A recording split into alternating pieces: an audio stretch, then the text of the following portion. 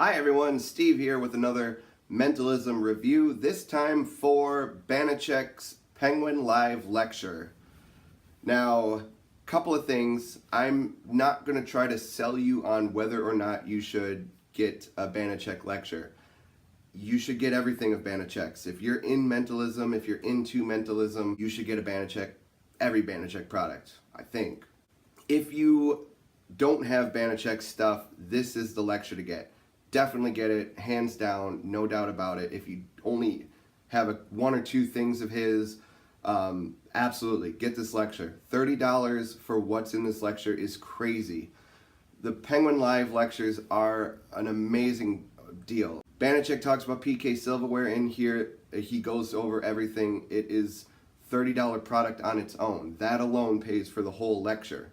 So there you go. So yeah, this is more so for the people who already own some of his stuff, so that they can get an idea of what's in the lecture, so they can make so you can make a decision of whether this is something to also pick up. In the lecture, it's got a written question and answer act. It's actually a two-part thing. It starts off with a design duplication, a drawing duplication with a lot of great subtleties and touches to make it seem as though you're really in that person's head, and a really great thing to see, a really great performance. And then it goes through a 5 people in the audience Q&A sort of thing.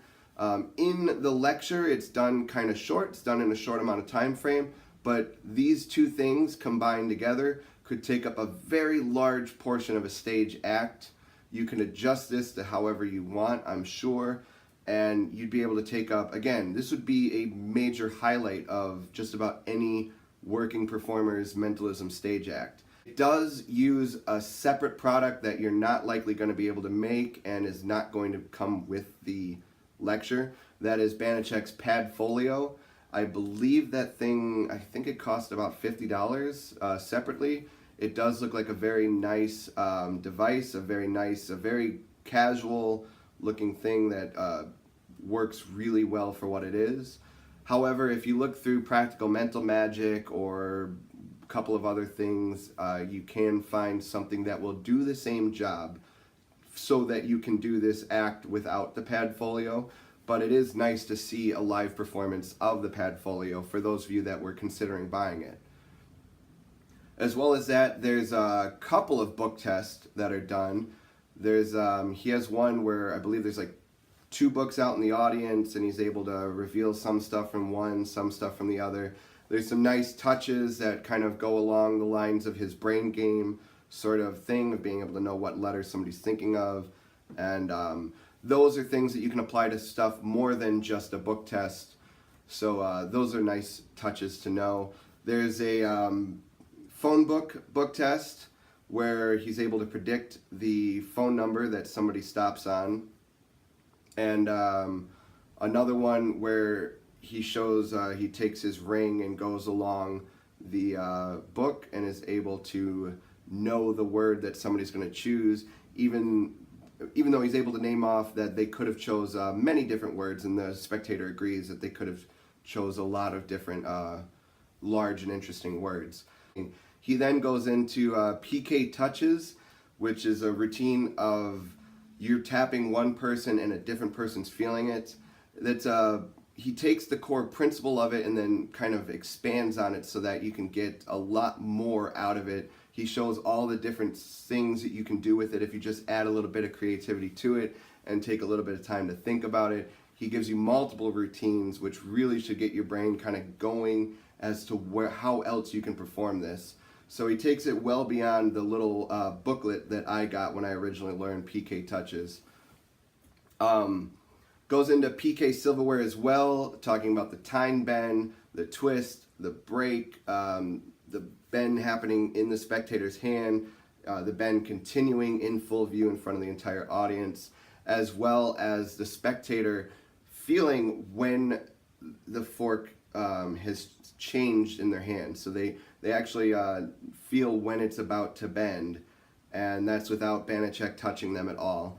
So A lot of cool stuff with PK touches and PK Silverware. Again, silverware alone was a $30 thing, and he goes over all the pieces in that.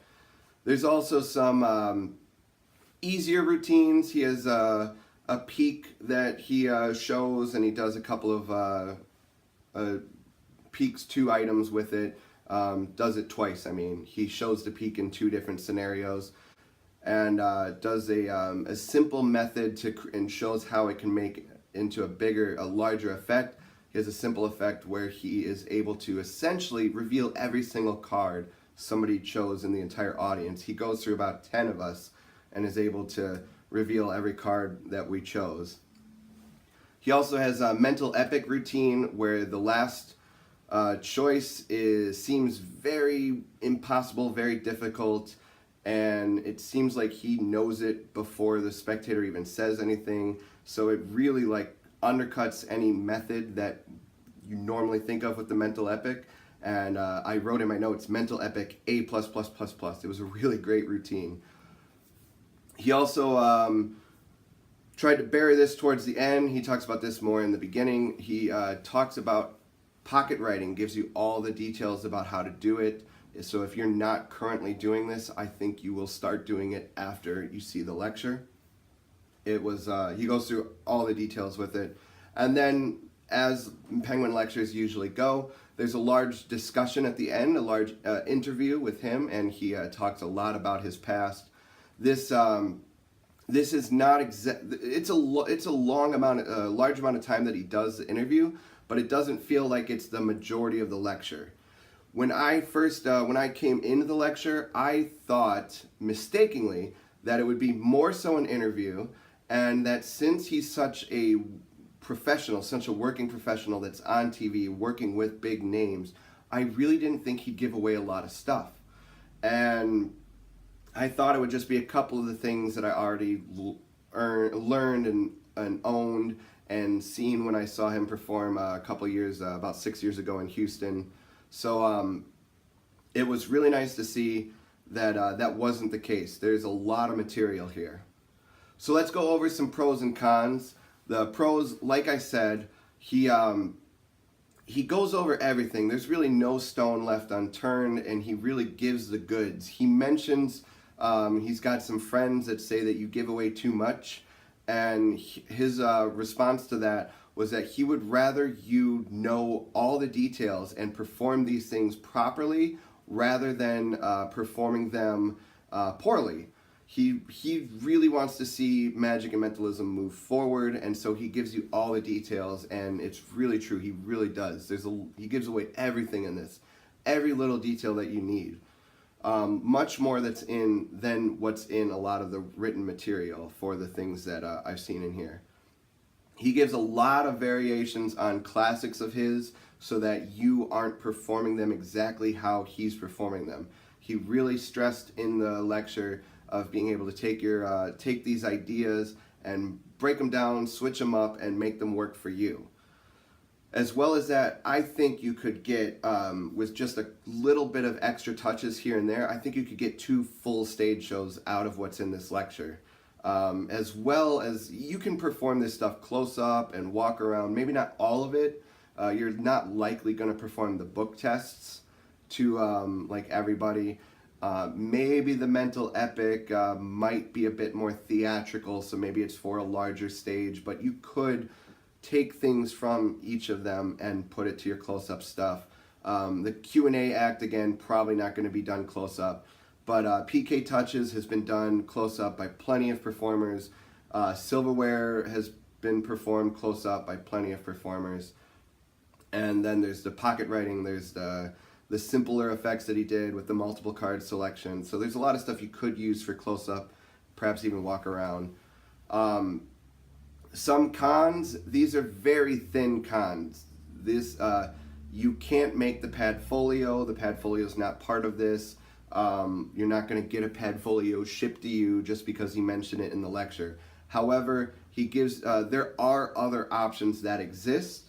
And as well as that, the majority of the rest of the lecture, he's a constant working performer, so he needs to have these props with him at any time. So a lot of the other stuff is, a lot of the other gimmicks and props are things that you could make in a hotel room because that's usually where he finds himself. As well as that, the only other con is that perhaps you already know this material.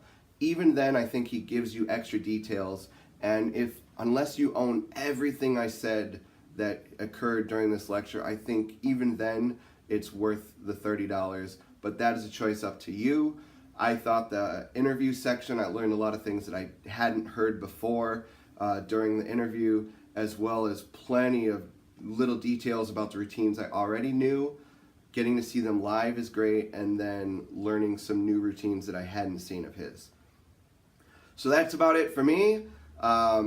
Thank you all for listening. At some point, again, these are going to be a bit more private videos. They'll only be available on like Facebook groups that are strictly for performers, and I'm going to eventually start a newsletter that is geared towards performers so that you can find those without these being so public for everybody.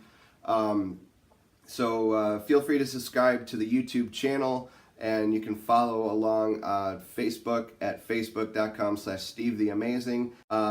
I'll see you again soon. Send me a comment below if you have any more questions. Also, if you want me to review something, send it my way, or maybe point me in the direction of it. And that's it. Again, thanks.